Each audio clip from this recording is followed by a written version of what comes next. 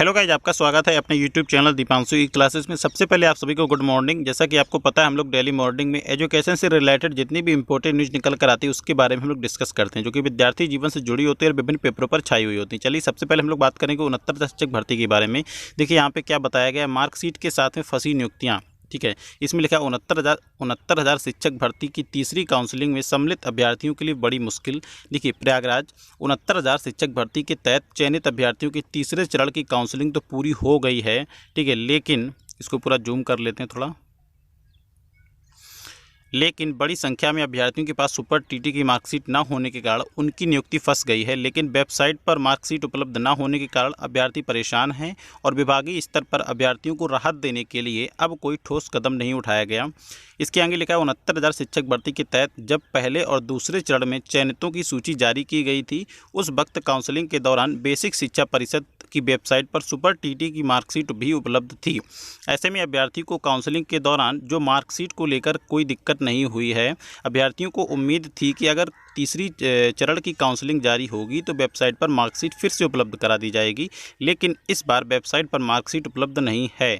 ठीक है, मार्कशीट के लिए तमाम अभ्यर्थियों ने सचिव परीक्षा नियामक प्राधिकारी कार्यालय में संपर्क किया, लेकिन वहां कह दिया गया कि डुप्लीकेट मार्कशीट बनाए जाने का कोई प्रावधान नहीं है। तो उन्होंने डुप्लीकेट मार्कशीट बनाने से बिल्कुल मना कर दिया है। वहीं अलग अलग जिलों में काउंसलिंग के दौरान मार्कशीट प्रस्तुत न कर पाने वाले अभ्यर्थियों पर दबाव बनाया जा रहा है कि एक सप्ताह में मार्कशीट प्रस्तुत करें, जबकि शासनादेश है कि मार्कशीट न होने की स्थिति में अभ्यर्थियों को 3 माह का वक्त दिया जाए और मार्कशीट उपलब्ध कराने का ही नियुक्ति पत्र दिया जाए। वेबसाइट पर मार्कशीट उपलब्ध नहीं है और संबंधित विभाग डुप्लीकेट मार्कशीट बनाने के लिए तैयार नहीं हैं।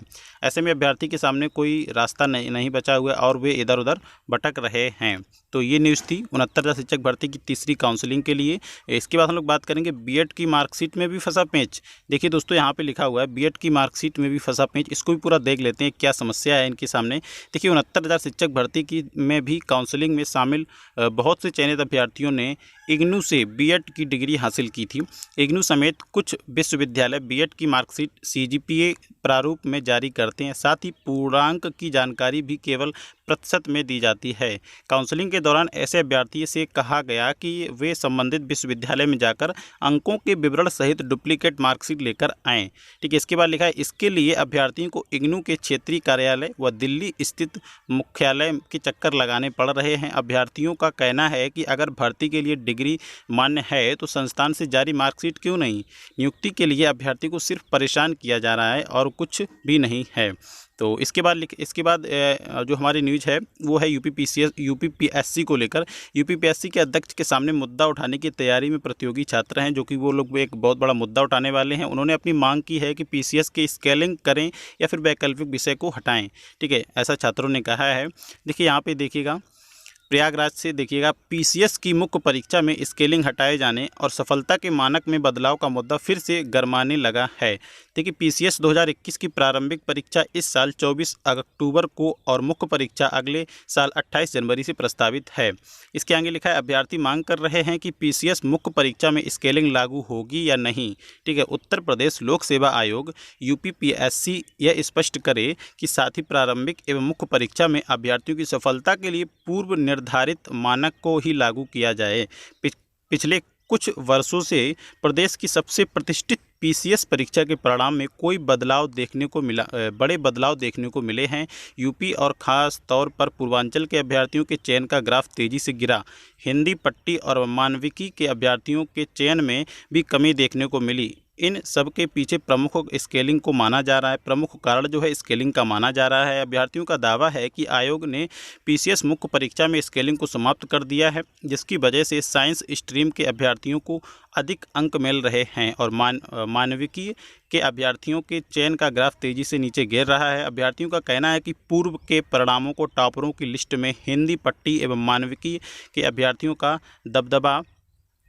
दबदबा रहता है और ऐसे अभ्यर्थी पीसीएस के तहत एसडीएम, डिप्टी एसपी जैसे उच्च पदों का चयन के लिए संघर्ष कर रहे हैं। अभ्यर्थी मांग कर रहे हैं कि स्केलिंग को पुनः लागू किया जाएगा या नहीं, यह आयोग के अध्यक्ष स्पष्ट करें। ठीक है, अभ्यर्थियों ने इस मसले पर आयोग के अध्यक्ष से मिलने के लिए समय मांगा है। अभ्यर्थियों का कहना है कि अगर कोई आयोग स्केलिंग लागू नहीं करता है तो अन्य राज्यों की तरह वैकल्पिक विषय का पेपर हटाकर उत्तर प्रदेश आधारित सामान्य अध्ययन का पेपर शामिल किया जाए, ताकि सभी अभ्यर्थियों को चयन के लिए एक समान अवसर मिल सके। दूसरा मुद्दा सफलता के मानकों को लेकर है। तो ये सारी न्यूज़ थी। जैसा कि आपको सारी न्यूज़ को मैंने आपको अच्छे से पढ़ के बताया, आप लोग समझ गए होंगे। इसके बाद इसमें लिखा है अगले साल ही पूरी हो सकेगी प्रधानाचार्य भर्ती।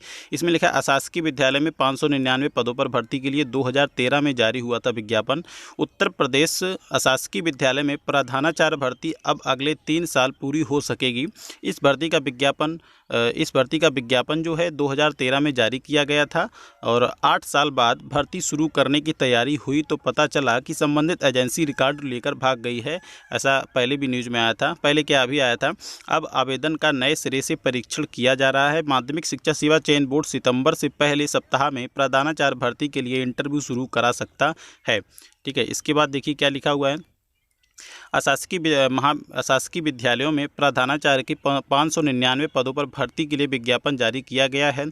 आवेदन प्रक्रिया पूरी करने की जिम्मेदारी एजेंसी को सौंपी गई थी। भर्ती बीच में ही फंस गई और एजेंसी भी रिकॉर्ड सहित गायब हो गई। प्रधानाचार्य के पदों को भर्ती के लिए 25,000 आवेदन आए थे। अब बोर्ड के सदस्य ओपी राय को आवेदनों के परीक्षण की जिम्मेदारी सौंपी गई है। प्रदेश के 18 मंडलों में से भी अब तक 7 मंडलों में आए आवेदनों का परीक्षण पूरा हो चुका है, जबकि 11 मंडलों के आवेदनों का परीक्षण होना बाकी है, जिसे पूरा करने में 1 माह का वक्त लग सकता है। ऐसे में पूरा जुलाई माह परीक्षा में ही बीत जाएगा। इस बीच चयन बोर्ड ने 7 एवं 8 अगस्त को टीजीटी और 18 अगस्त को पीजीटी की तिथि घोषित कर दी है। तो यहाँ पे देखिएगा टीजीटी और पीजीटी की भी परीक्षा तिथि को घोषित कर दिया गया है। टीजीटी की परीक्षा जो होगी वो 17 अगस्त को और पीजीटी की परीक्षा 18 अगस्त को तिथि भी घोषित कर दी है। इसके आगे लिखा है परीक्षा की व्यस्तता के कारण 18 अगस्त तक इंटरव्यू शुरू होना मुश्किल है। ठीक है, इसके बाद लिखा हुआ है इतना ही है। चलिए, ये थी आज की न्यूज़। आई होप आपको वीडियो पसंद आया होगा। वीडियो पसंद आया हो तो वीडियो को दिल से लाइक, शेयर एंड कमेंट जरूर किया करें। और प्रतिदिन सुबह एजुकेशन से संबंधित न्यूज़ इन्फॉर्मेशन अपडेट्स पाने के लिए हमारे चैनल को सब्सक्राइब करें और साथ ही बेल आइकन को प्रेस करें। अपने दोस्तों के साथ भी इसे शेयर करें। यदि अभी तक आपने हमारे social site Telegram, Facebook, Twitter, WhatsApp, Instagram इत्यादि से नहीं जुड़े हैं तो लिंक डिस्क्रिप्शन बॉक्स में है, आप ज्वाइन कर सकते हैं। चलिए मिलते हैं नेक्स्ट वीडियो के साथ। तब तक के लिए जय हिंद, जय भारत।